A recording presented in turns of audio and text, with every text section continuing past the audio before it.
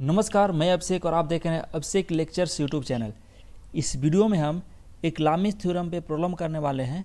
तो प्रॉब्लम है an electric light fixture weighting 15 newton hang from a point C by two strings AC and BC।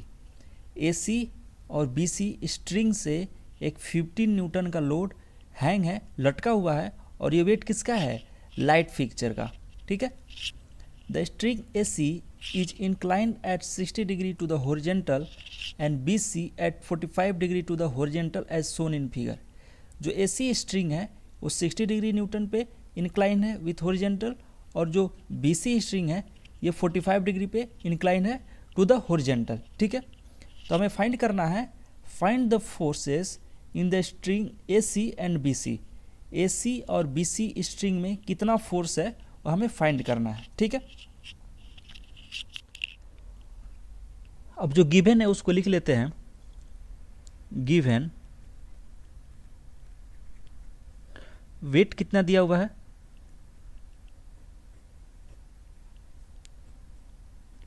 15 Newton. और ये string AC, इसमें tension कितना होगा? TAC। और स्ट्रिंग BC, इसमें टेंशन क्या होगा? TBC। तो जो फोर्स AC में होगा वो TAC होगा, और जो फोर्स BC में होगा वो TBC होगा। ठीक है। तो TAC equal to force in the string AC and TBC equal to force in the string BC। ठीक है। यहाँ तक कोई डाउट? हम जब भी लामीज थ्योरम अप्लाई करते हैं तो उसमें जो भी फोर्स है, सपोज ये स्ट्रिंग AC, तो इसका अपोजिट एंगल जो है ये वाला एंगल हमें पता होना चाहिए। अगर AC स्ट्रिंग है तो इस स्ट्रिंग के अपोजिट जो एंगल है वो पता होना चाहिए। BC एक स्ट्रिंग है, इसके अपोजिट वाला एंगल पता होना चाहिए, ये वाला। और ये जो 15 न्यूटन का लोड है इसके अपोजिट वाला एंगल पता होना चाहिए। Lami's equation. अब हम लामीज इक्वेशन को अप्लाई करते हैं। TAC tension in string AC divided by sine of 135।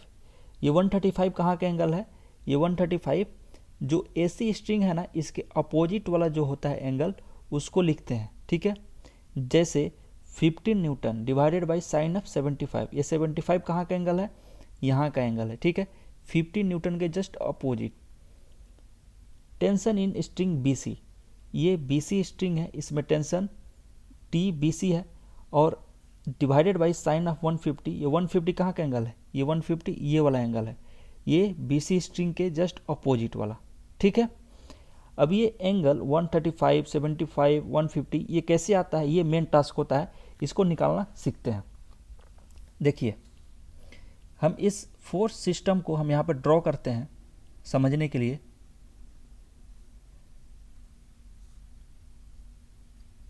Okay.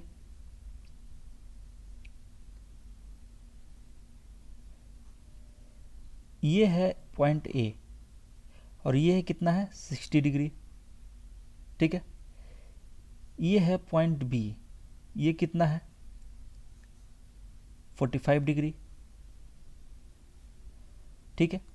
और ये है 15 न्यूटन, और ये पॉइंट क्या है? C।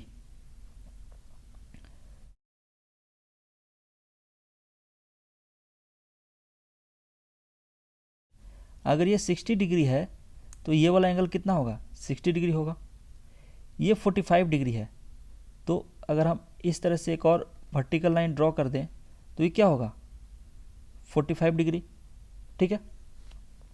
अब देखिए, ये क्या है? 90 डिग्री। ये क्या है? 90 डिग्री। ठीक है। अब हमें अननोन एंगल कौन सा है? देखिए, ये जो एंगल है x मान लीजिए, ये हमें नहीं पता है। इसको आप y मान लीजिए, ये हमें नहीं पता है। ठीक है। तो हमें x कैसे पता चलेगा, y कैसे पता चलेगा? देखिए, ये 180 डिग्री, ये जो स्ट्रेट लाइन है ये 180 डिग्री है, और इसमें 90 डिग्री ये पता है, 45 डिग्री ये पता है, सिर्फ ये नहीं पता है। तो 180 में हम 90 प्लस 45 डिग्री सब्ट्रैक्ट कर देंगे तो क्या निकल जाएगा, हमारा x का वैल्यू निकल जाएगा।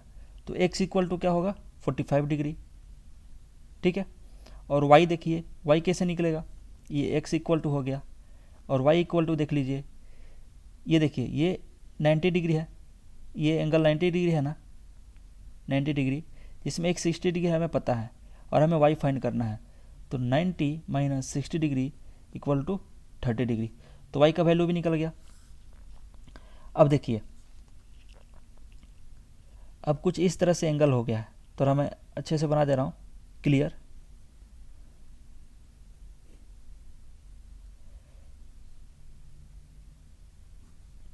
ये 60 डिग्री, ये आपका y हो गया 30 डिग्री, ये 60 डिग्री, ये 90 डिग्री, ये 45 डिग्री, ये 45 डिग्री, ठीक है। ये जो आपका x था वो कितना हुआ, 45 डिग्री, और ये आपका 90 डिग्री, ठीक है। सारे एंगल हमने ड्रॉ कर लिए, लेकिन हमें कौन सा एंगल चाहिए, एक बार और अच्छे से बता दूं, हमें ये वाला एंगल चाहिए, ये वाला एंगल चाहिए, और ये वाला एंगल चाहिए, ठीक है।